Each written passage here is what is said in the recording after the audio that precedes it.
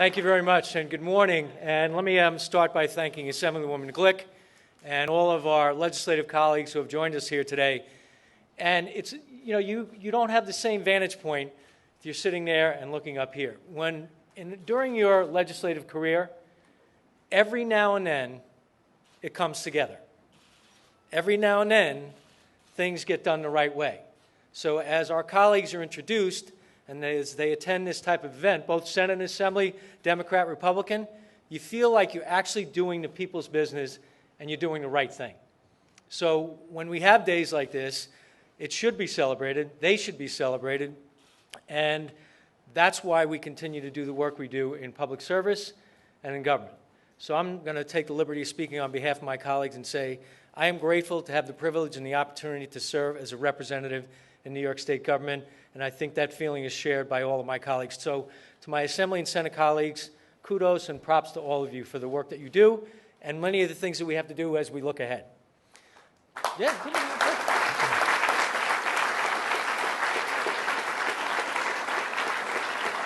So let me also, I want to thank NYU as well. This is one of the finest universities in the state, in the country, and in the world.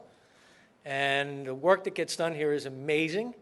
And while I haven't seen President Sexton in quite some time, I still got the proverbial hug, which he gives to everybody when he sees them. So it's nice to be here and be amongst friends. But today, I was thinking of some of the things that Assemblywoman Glick said. And now I feel somewhat like a little bit of a child in some respects. I barely got to see Congressman Rangel for many years. I see him twice in less than a week. Today is the first time I'm meeting Leader Pelosi, so I know how important they are, and I know how important the work is that they do. Having said that, I have the opportunity to assume a new role now as a Senate Majority Leader, and it is an incredible responsibility, but it's also an awesome opportunity. So I want to speak about one person who is not here because his yeoman-like effort on this issue and higher education issues has been something that he's done for well over 30 years, and that's Senator Ken LaValle. Unfortunately, he couldn't be here today, but he has worked closely with Assemblywoman Glick, with the governor's staff, people like Alfonso David, and he started by doing roundtables and going around, bringing people in, advocates, listening to the issues, drilling down on this stuff.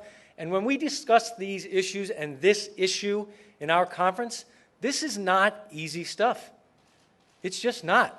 I mean, there are so many issues that are involved, involving intimacy, due process, the rights of individuals, the rights of universities, and how do you deal with all that stuff? And yet at the same time, I find myself saying, I'm almost embarrassed that we've had to have these discussions. Like, why wasn't this fixed a long time ago? Now I'm going to speak for a moment as a parent. I have 3 beautiful children, the eldest of whom is my daughter, Ashley. And when I think about these things, I'm no different than anyone else in the room. It's a very narrow prism. It's a focus that is based on love and affection and wanting to make sure that whether it's my kid or your kids, that they're safe, that they can go to college or to a public or a private university and enjoy the full collegiate experience without having to worry. Worry about grades, worry about other things, but don't have to worry about your safety. It's crazy.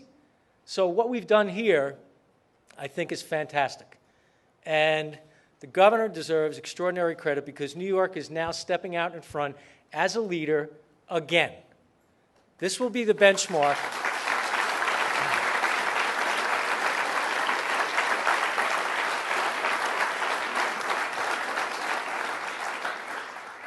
I would be remiss, though, if I didn't say the governor has a fantastic partner in our lieutenant governor who travels all around the state, works on a lot of issues, may not get the fanfare that the governor does, but she is in the trenches every single day doing fantastic work on behalf of the people of the state of New York. So, Lieutenant Governor.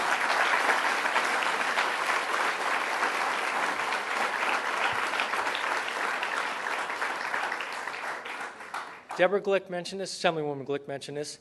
One of the best things that's contained in this legislation is money. Right? Everyone likes the money. That's really important for the state police, for the rape crisis centers. You can have all the greatest ideas in the world, but if we don't back it up with financing, it makes it almost impossible to achieve those goals. So that is something that people outside should really pay attention to. And frankly, I think that's going to grow on itself because the importance of these issues are not going to go away. And we have this fine young lady here who I have not had a chance to meet officially.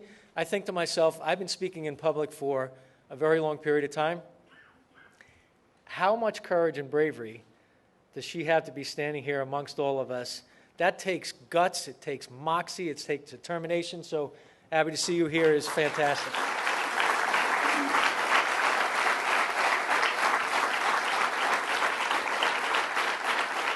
Now I'm going to close on this. I get to do two things at the same time. I get to say thank you and make an introduction. I get to say thank you to the governor of our great state, Governor Andrew Cuomo, and he and I have entered a new phase of our working relationship. And I'm going to say very nice things about him because he gets to speak after me. But I will say this. We have worked on a wide variety of issues in the last 6 weeks, and he is a fierce advocate. He's an admirable adversary as well, but all of you know that, anyone who works in the legislature, but I know this. He knows how to get things done. He knows how to put deals together and do the people's business, and there's no finer example of that than the issue that we're talking about today. So I could go on, but I'm just going to put it plain and simple. The governor has done an incredible job in this area. He started this, a lot of other people ran with it, and it came to closure, and we're able to stand here today with all of you because of his determination and his leadership. So ladies and gentlemen, I give you our Governor, Andrew Cuomo.